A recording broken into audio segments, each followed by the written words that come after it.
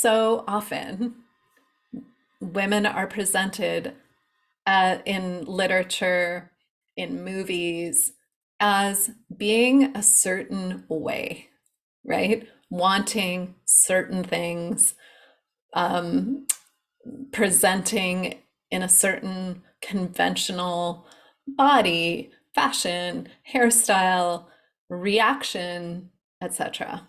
And that is what it does is reinforces stereotypes. It also isn't that interesting. So as writers, we're really up against a lot of convention in our characters, and we need to bust it apart. So I'm just wanting to look today to three women writers that I have admired through my lifetime. I have admired so many women writers. I just doing a little drop in the hat here. Number one, Judy Blume. I grew up in the 70s and I read lots of Judy Blume. And one of the things I think that Judy Blume did, which was pretty radical for the time, especially as a young reader, is she busted apart the shame, the bodily shame that came with being a girl in that era. So with her book, Are You There, God? It's Me, Margaret. This young girl she's prepubescent and she's speaking to God, asking for her breasts to grow and her menstrual cycles to begin. And I couldn't believe I was reading my thoughts on the page because I had seen them nowhere else. So she is a definite big influence for me. The second one, and it's kind of along the same line, is Alice Munro.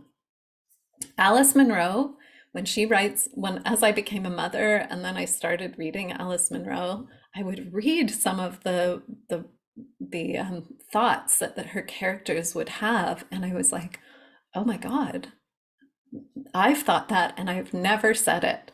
I've barely articulated it to myself. And there it is on the page.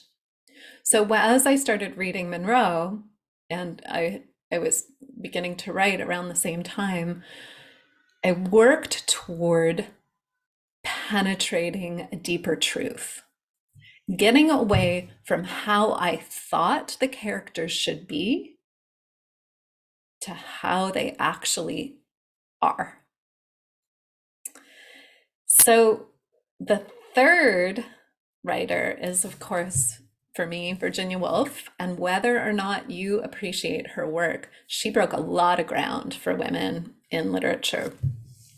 And one of my favorite books, I love most of her work, but this is a real fun one. It also is hugely challenging to gender roles because Orlando, the character, Tilda Swinton playing Orlando, I didn't see the movie, but that's the copy I have. The character Orlando begins life as a man, and then about a third and a half away into the novel falls asleep for like a week and wakes up a woman. So lives this life, very long life, spanning centuries, as a man and then a woman. So has this dual perspective of gender and convention, and kind of from the inside out busts it apart. So how does your story challenge gender roles? How does your story, your characters, how do your characters challenge convention? It's worth asking. It's worth challenging these conventions, breaking them apart, because that is how we dismantled the patriarchy.